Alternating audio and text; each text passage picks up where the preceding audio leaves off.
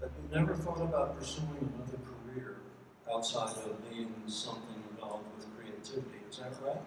I work in restaurants mostly, and did like construction work and did, basic, low skill stuff professionally. And then I started drawing caricatures, and which is really more craft.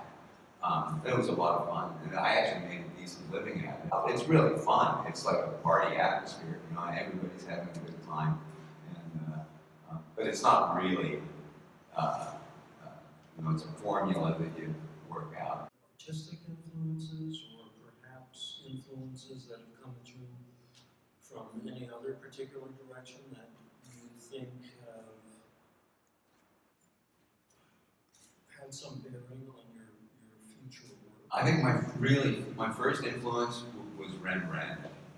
As a small kid, my folks had a Rembrandt Bible, big nice Bible that was illustrated with Rembrandt plates, and I loved it. He was the first artist that I really that really punched me in the gut with his work as a small kid, and I used to copy a lot of his paintings with pens and pencil. What was specifically about Rembrandt's work that?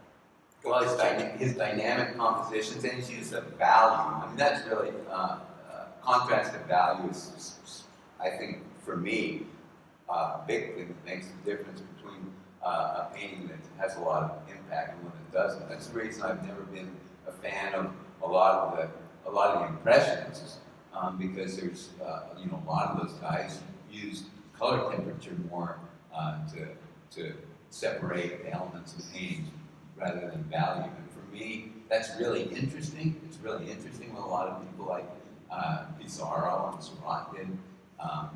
Intellectually, it doesn't have the gut impact for me.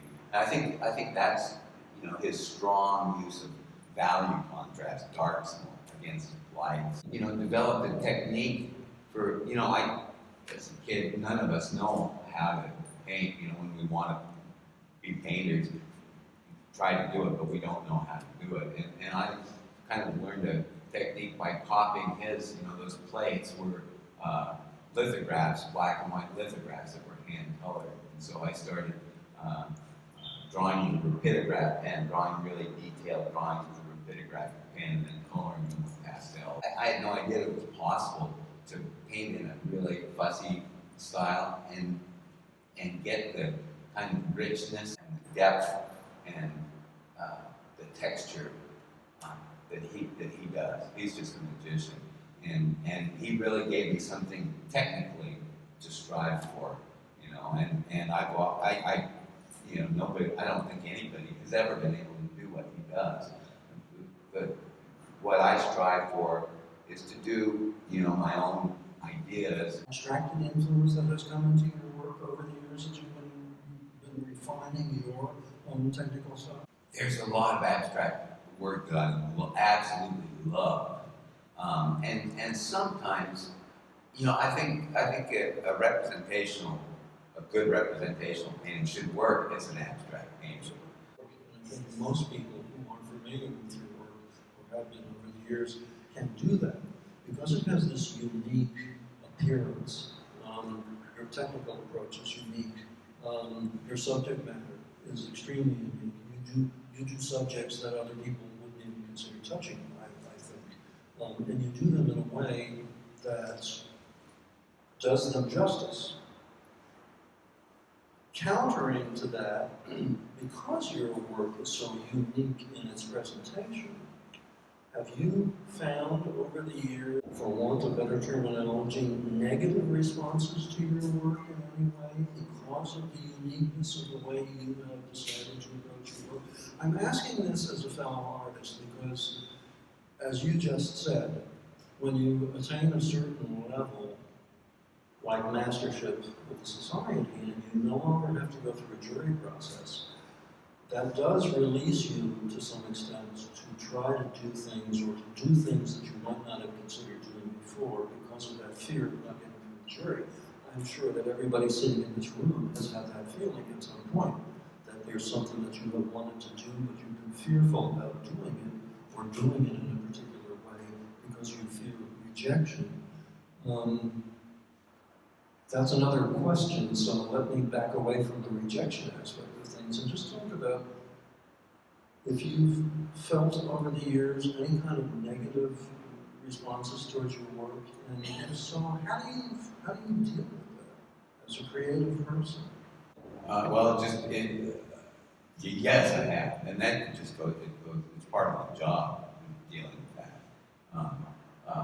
Gallery people, it's hard for me to keep relationships with galleries because my stuff is harder to sell. So, there's a prominent New York art dealer that I used to run into a lot, and we'd always have the same conversation. You know, every time we saw each other, he'd say, "I gotta ask you a question, man, Kempen. You're a good painter. You could paint something that people would want to see. Why are you painting? What's up with these rats and cockroaches and snakes and stuff? Why don't you paint something that people would want to see, kid? What's the matter? What are you trying to prove?"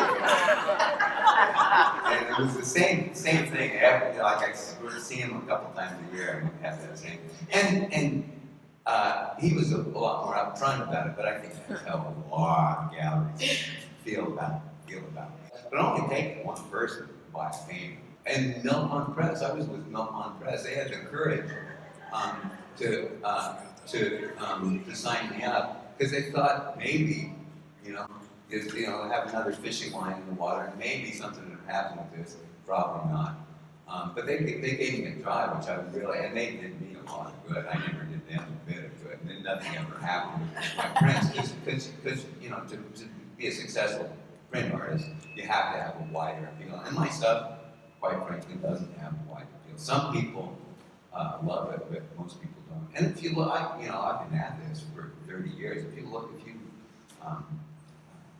go to a show like this and just kind of sit against the wall and watch people walk past, most people, will look at this painting and then you look at the next one and they're totally, they look at it long enough to realize nothing there.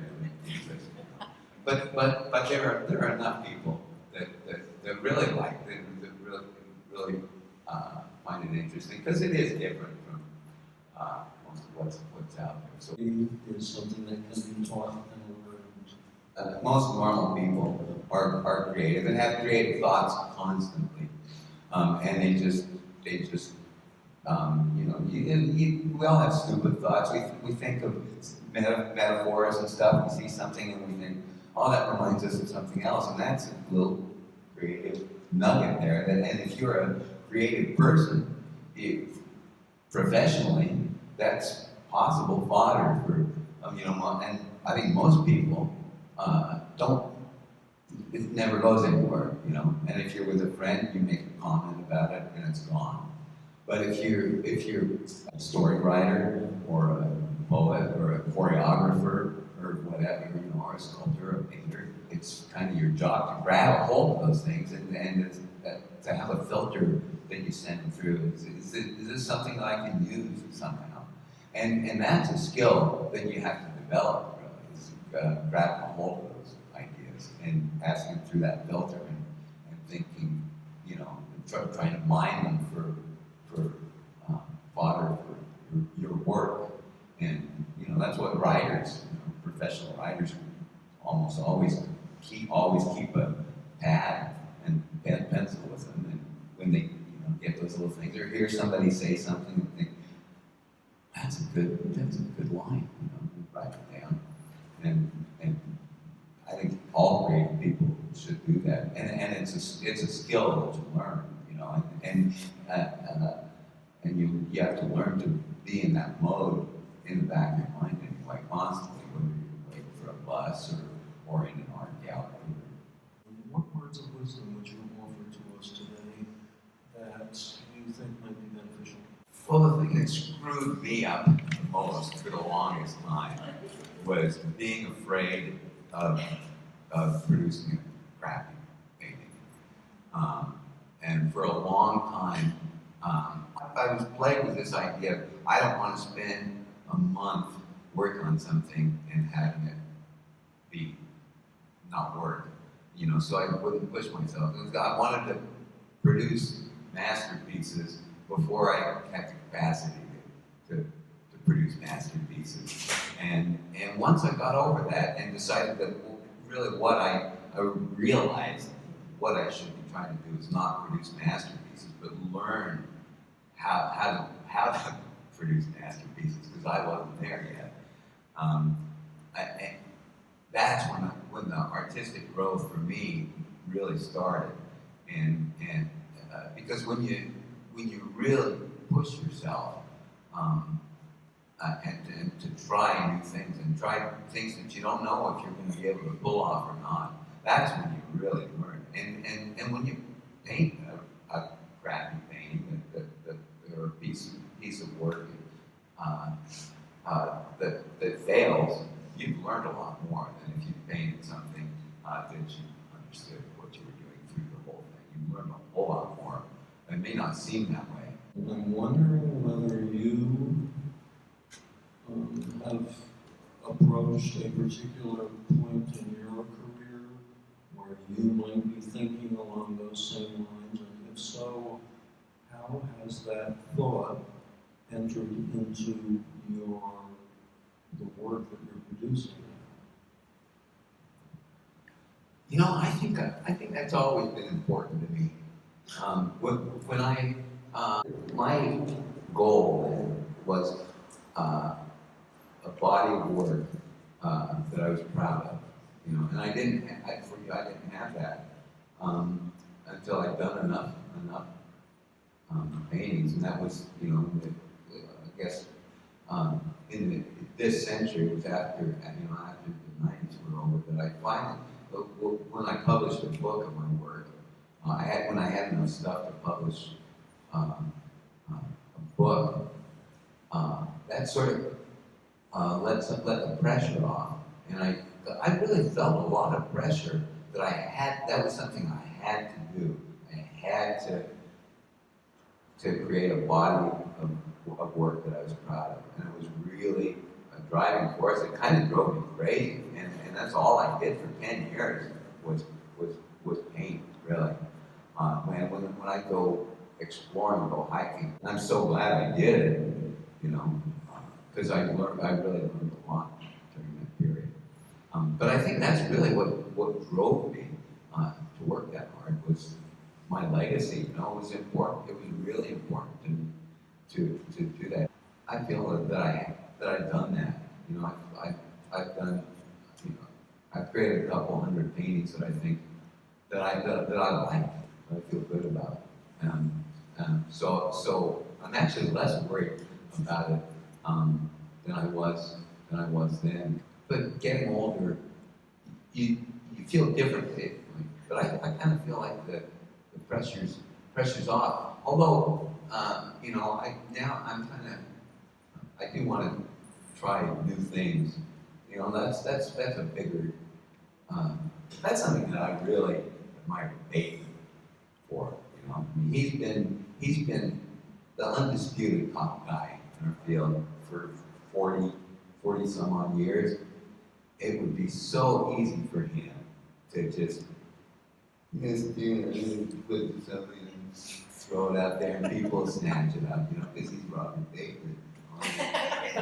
But he doesn't do that. He's still, you know, he's been that way. He's been at the top of the heap for a long, long time, and he still challenges himself. He still tries new things. I wouldn't be, you know, if I were in his position.